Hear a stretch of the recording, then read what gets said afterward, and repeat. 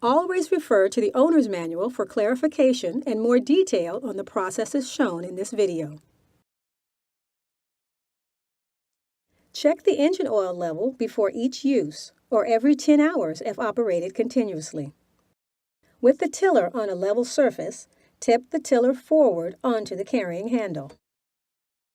Remove the oil filler cap and check the oil level. It should be at or near the bottom of the filler neck.